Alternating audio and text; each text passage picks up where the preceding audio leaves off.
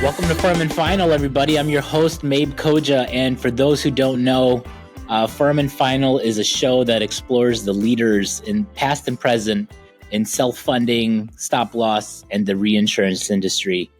And today my guest is Andrew Trupiano. Andrew, welcome to the show, my friend. Thank you so much for having me. It's a pleasure. You and I have known each other now for a couple of years. Yes. And we were introduced by a common connection, Raj Gulati. Correct. And since that time, we've even done some business together, which is great. So I'm really thrilled to have you on the discussion today. And for the audience benefit, tell us a little bit about your resume. Where are you today? What's your role? And how did you get there? Today, I'm the president of ATS Underwriting. It is an MGU that we started back in 2020. We're a full-service MGU. We work with some great carriers, and we're really rooted in service and creativity. How I got here, my family ran an MGU for almost 30 years. Wow. I started working as an intern in high school at that MGU and really learned from the bottom up, the lowest tier level of employment you can come in. And then I transitioned over to claims, but it started as an intern. And then I went to college. Through the working summers, it was landscaping and then going to the TRU office, right? So then when I graduated college, I graduated with a business management degree. I came and I got a full-time job at the MGU, TRU Services. We were based out of Beverly, Massachusetts. So I started in claims full-time and then made my way through various departments where I settled in the underwriting department, which really kind of checked off a lot of the boxes for me that kept me motivated. There's a creativity piece of it. There's an entrepreneurial piece of it. And there's every single day you're going to see something different, right? Because you're underwriting these self-funded accounts. Every one of them's different. That really was fun for me. So eventually, we sold to a large direct carrier where I became the vice president of underwriting. We had a kind of like a hybrid market underwriting platform there where most of my production was from direct to me sources. So I got this flavor of sales as well, which I really, really enjoyed.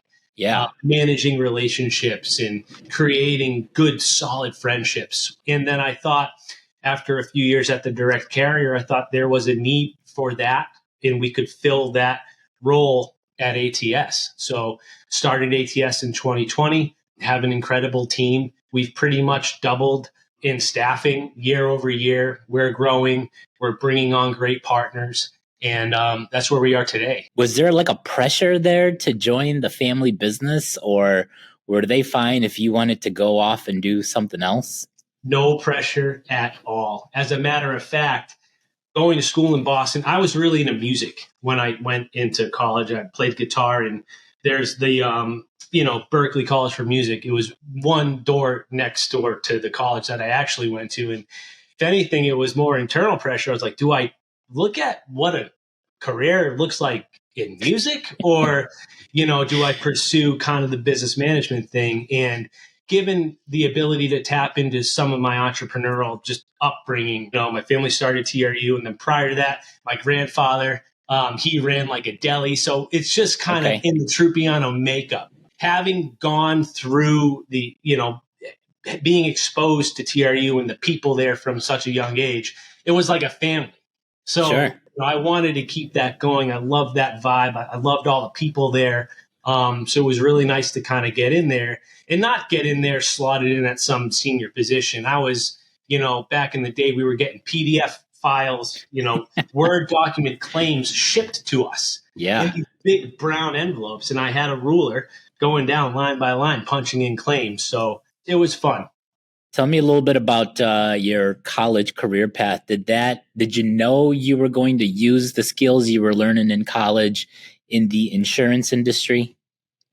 Yes, to a certain degree. The skills that translated that I learned from college, even to TRU, to the direct carrier, to today, it was about building things and building them the right way. putting in policies and procedures to help you scale up. Those are some real kind of rudimentary business management skills that they're really fundamental, and Yes. you can stack on top of those things. So I would say having that degree certainly set me up, sets ATS up for success, just in the various things, how to deal with, uncontrollable threats, and how to build a specific department, how to put policies in place so Sure. that you can, have good Q&A internally. Yeah. With the family background in this business, you may have had some insight early on that you were going to go into an insurance career path. Most of the people who end up in this career path don't quite know about it until somebody introduces them to it, like a family member or a friend. But most of the people that I meet enjoy working in this industry. And so, question for you is, what's something about this industry that you really enjoy? You think insurance industry, you don't necessarily think self-funded kind of insurance industry when you think the general industry. In this specific industry, though it's big, it's still relatively like small from a community perspective. So Yes. you kind of feel like even though there's fierce competitors there, and especially on the MGU space, you're competing, but you're all in it for a greater cause, right? To something you're passionate about, an industry that's growing, you want to be a part of. So there's still like a sense of community. And that's Yes. something that I really gravitate toward. And then the relationship aspect of it too. Some of our top producers today at ATS were at my wedding 10 years ago, right? Yeah. And that's the ability that you can get from working in a niche industry. It's about maintaining a good reputation, always trying to think like how the decision today can impact tomorrow, next month, Absolutely. 3 years. So it's fun. What about the times when it's not fun? What's something about this industry that you particularly don't like or could be better? The stop loss policy, procuring it. It's a fiercely competitive market at the moment, right? So there's being driven down by new entrants, kind of what feels like every other day. So the product continues to get commoditized, and it makes the procurement of it somewhat challenging and tricky. So not to say I don't like it, because it presents an opportunity for it pushes us to keep trying to change and trying to adapt and trying to stay ahead of it. At the end of the day, it's a hustle, and you really got to focus and try to have a good common goal across your company and your platform that you can execute. Yeah. So you said something there that I want to dig into a little bit. As an MGU, you are compensated by performing well, and that means writing good risks that create profitability for a carrier or for a reinsurer. Now, I got to tell you, I grew up in the business working at a consulting firm that placed a lot of stop loss. A company's stance was only working with direct carriers. It would not work with MGUs. What is your take on that type of philosophy? Because to me, I've met some of the most high integrity people on the MGU side of the business. Yeah, the big difference between the MGU and the direct model is when you're working with an MGU, if they have multiple capacity providers, you're contracting with that MGU. And they have the ability to create kind of bespoke programs based on what the good MGUs have the ability to create bespoke programs based on what market it is that you're looking for, right? So like ATS, we were built by underwriters. So we're never going to be the shop that's going to be, crazy top line growth, right? We're super conscious of building good business, because on that same side of the coin, building good business allows flexibility to get certain claims paid and just, look at it from a relationship, from a program perspective. And I think that's what you get with the MGU is the creativity, the flexibility, but not all MGUs are created equally. Some have different platforms. Some have different methodologies for how they run their business. We try to play we try to keep an even keel here. It's all about balance, right? You need to prove worth to the people that are sending you opportunities via competitiveness, via flexibility, and being creative with some things that they're not getting answers for, while at the same time delivering profitable results for the carriers and the reinsurers. And how you kind of walk that line, I think, is where you start to see some MGUs separate themselves from the pack. I think you're right on about that. And you said something about you're not going to be the MGU that's all about top line growth. But I've seen in the past couple of years, there's just been a lot of private equity money that has come into our industry, specifically into the advisory space, like brokers and consultants, and then in the MGU space, acquiring, these startup MGUs. And in most cases, private equities are going to want to see that top line growth. What's your take on that? Is there a space to still maintain that balance that you're talking about, even as our industry continues to see private equity money coming into it? Yeah, that's a great question. Some good points there too. I mean, from a private equity standpoint, you're evaluating a market space that's growing. Yes. Like actual available premium is growing. There's new companies coming into the market being fully insured. So they see a massive opportunity. And from a consultant broker perspective, you can access now a vastly competitive market to get your quotes. Like stop loss premiums are the only thing that seem to be getting cheaper in this world today. And it's just because the market is so inundated with competitive options. So as a broker, it's great because the supply is there, right? It's like a supply and demand situation.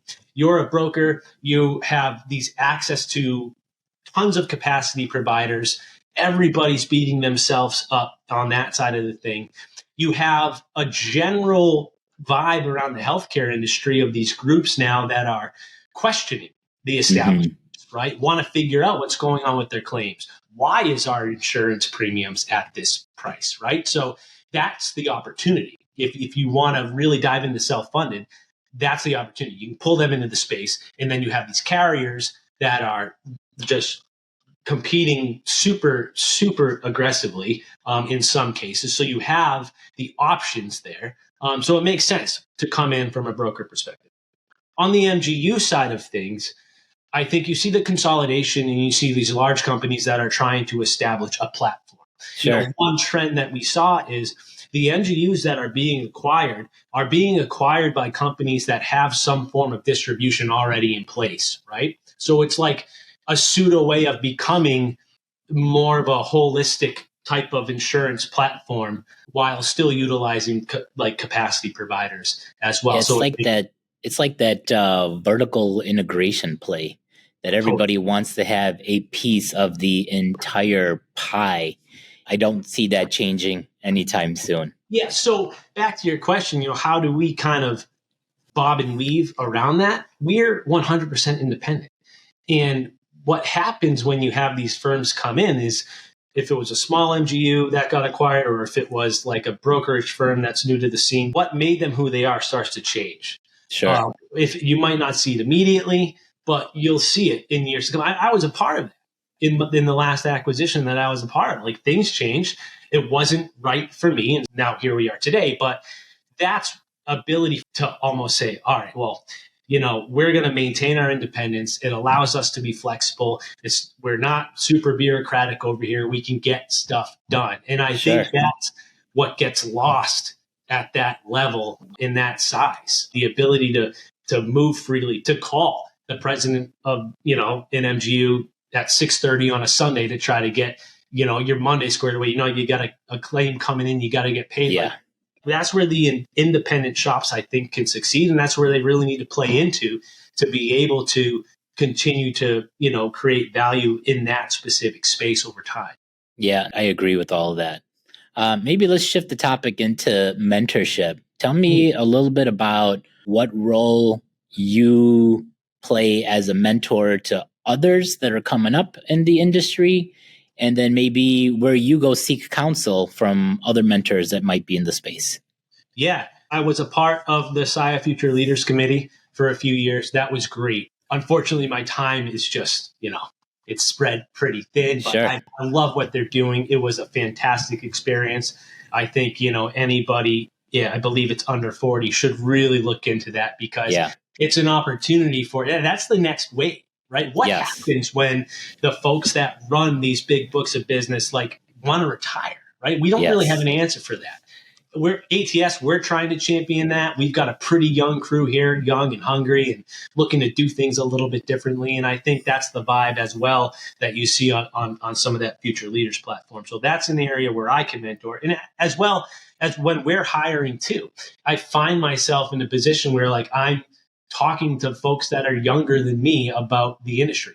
I didn't think, at my age, I'd be having those conversations, right? I was forever going to conferences with my father. I was the youngest person ever, like in the room, in the hotel lobby, just like I kind of felt out of place, right? Sure. And like I would be in these really heavy meetings with Jerry and reinsurers, and it's just like, you stay there, just watch. You don't need to say anything. You won't add any value at this point in time. Just watch. And, so pivoting a little bit to where my mentorship came from, obviously my father had a massive impact on that. And he tried to instill in me, be patient with everything. And I even bring that to family life too. As far as work goes and business wise, like I was really hungry all the time. Really wanted to challenge this or try this out or push for something more. And the idea of being patient and letting the table kind of set itself and then making your decision, see what the second, third, fourth level of impacts would be. That was a huge piece of advice that registered for me. Well as I was lucky enough to not just my father, but I had a lot of like bosses over the years that were incredible. And they all had kind of their own flavor of how they would underwrite, how they would manage, how they would do marketing. That my whole MO to myself in those early years was be a sponge, soak it up, no matter what. We had some incredible talent, executive level talent come through the doors of TRU, which I was really lucky to be exposed to. And then today, we have an advisory board at ATS built of some titans, right? Some mountain movers with a lot of great experience across all sorts of lines of insurance, which I pull from on a daily basis. Unfortunately, they get some of my impatience, but they're wise, and I listen. Really good feedback on that one. And I think the younger audience will really appreciate that. And, when I think about young people today in our industry, and in any industry for that matter, I see a lot of them focusing on professional brand, specifically using like social media to extend that professional brand. Is that important in 2024 to grow your career? There are different platforms that I think are more useful than others as far as that goes. Obviously, LinkedIn is a massive contributor to that.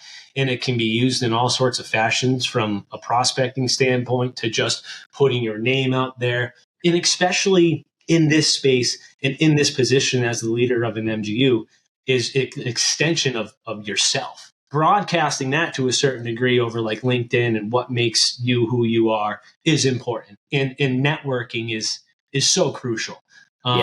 Especially for our generation, where there's going to be kind of a change of guard pretty soon. You want to make sure you stay in front of that. So it's pretty important. So on that note, what's something that you think is going to be very different in our industry in, let's say, 5 years from today? We've got to keep an eye on technology, right? We saw what happened when AI came on the space. It almost created like an entirely new segment. That's huge if you think about it. Really, really impactful. So what's next? Where is that next advancement? Where is the crossover? How is it rated? Where does the underwriting come into play? So keeping an eye on that is very important, trying to stay in front of it. And then we spoke of it earlier, is like the consolidation across the market. So in 5 years, you're going to see more just larger players encompassing more volume, which is, that will be a change of the market landscape a bit there. So I would say technology and consolidation will be happening, all but guaranteed, over the next couple of years. Sure. And I know that you're somebody who really enjoys this industry. So do I. And so we want to see it stick around for many, many years to come. So on that note, what do you think is something that is a very big risk to our industry? policy changes, like making sure that we support those representing us on Capitol Hill in any fashion that we can, because that's a risk that we cannot individually control. Right. It's like an existential risk to us, right? If they do away with self-funding, there's not really a role for ATS underwriting. Yeah, exactly. An entire career, right? We just spent this entire time talking about building a career. It could vanish like that with a simple change there. So making sure that we collectively as a community support those representing us there is huge. And then just the healthcare in general, where the costs are coming from, trying to continue to drill down there and just trying to continue to bring awareness to the actual self-funded plan that, like, hey, this can be done better, right? It doesn't have to be done like that. I think that is something that we need to continue to, advocate for, because the flip side of that is just continued paying whatever your insurance carrier is charging you. And that's not a good path to go down. That's not a good enough path anymore. You have to be able to question these results and push for better results all the way around. Totally. Yeah. Good. Well, I'm going to shift us into some rapid fire questions. Okay. And these will be a little bit more fun and a little bit less formal. But what are 3 words that best describe a career in stop loss reinsurance and self-funding? Networking, multitasking, and self-motivated.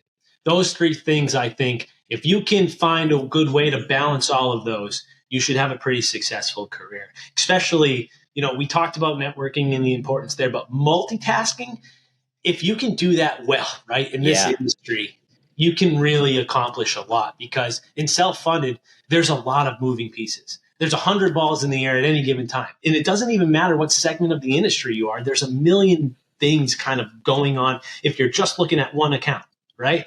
Boiling it just down to that account. Well, there's the vendors in play. Are you evaluating them appropriately? Is it the right price? Is it the right deductible? So you're kind of multitasking, even though you're doing one specific thing.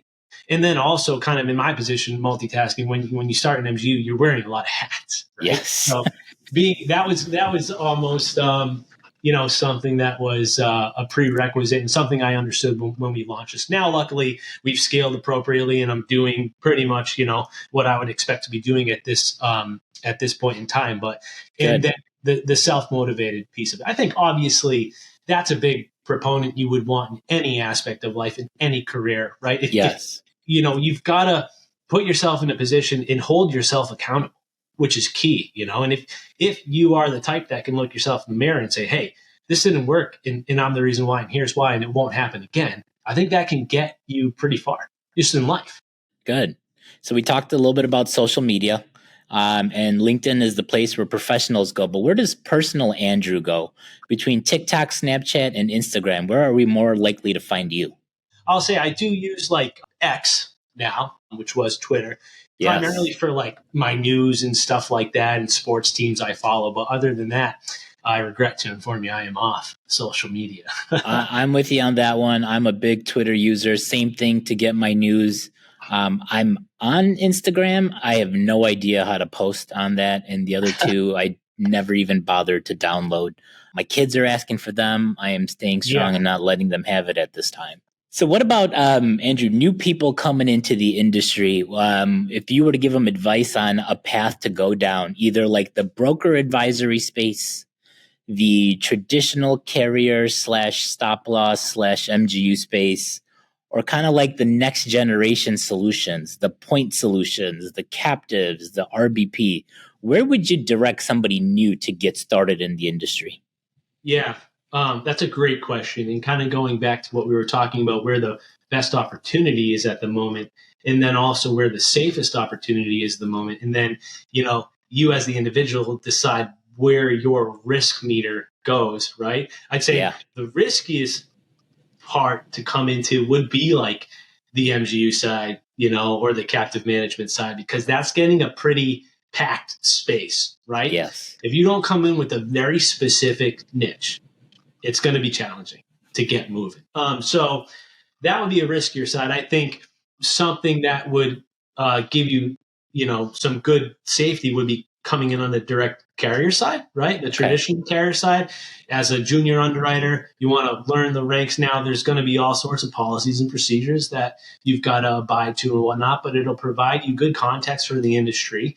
Big carriers are always growing, so there's always opportunity there within that. So that's safe. And then also kind of I would put the consulting on the same page as that, similar to what I was talking about before. Your duties are for the policyholder. In that regard, you've got a lot of good options for them. Yes. Right? If they want to go self-funded. So sure. It'd be hard to kind of fail them outside of just doing the rudimentary things you would need to do, as procuring them quotes and, making them aware at least of how they can control their claims to get better pricing. Yeah, absolutely. So I know you're highly passionate about this career path, but tell me something that you're passionate about outside of work. We talked about music. I play guitar. I was in a band all through college. We were the house band at a bar at Fenway Park. So we've got guitars pretty much in every one of the rooms around the house that I'll just pick. Okay. It's a great procrastination tool. And golf, that's a great activity to kind of cross into work and, personal, all that fun stuff. So yeah, very good. Being a dad, trying to continue to play music and in activities like that, I think. Sure. What about work from home?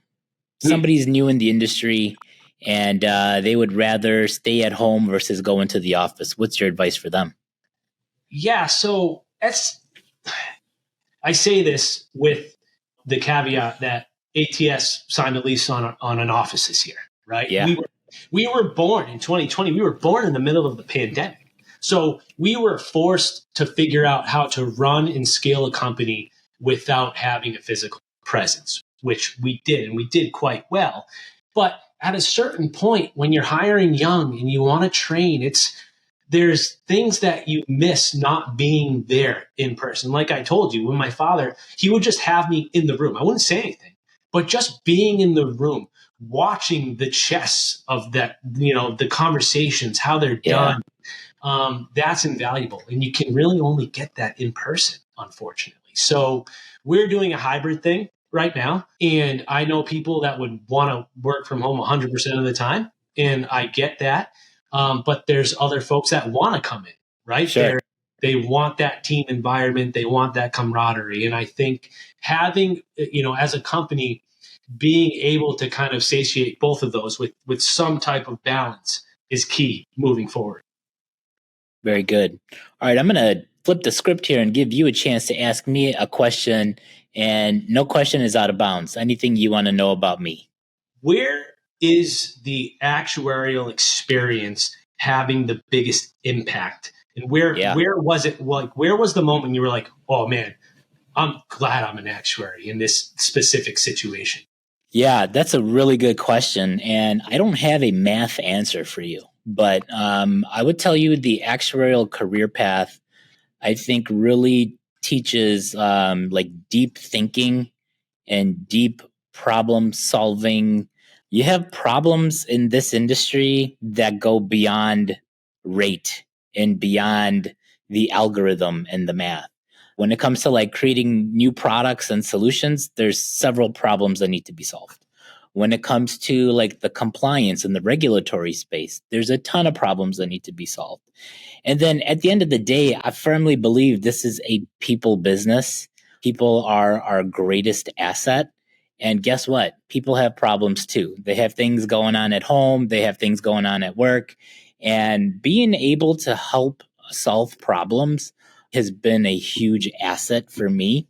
It's allowed me to kind of shift my like traditional actuarial jobs and move into more leadership type of opportunities, move into leading P&Ls.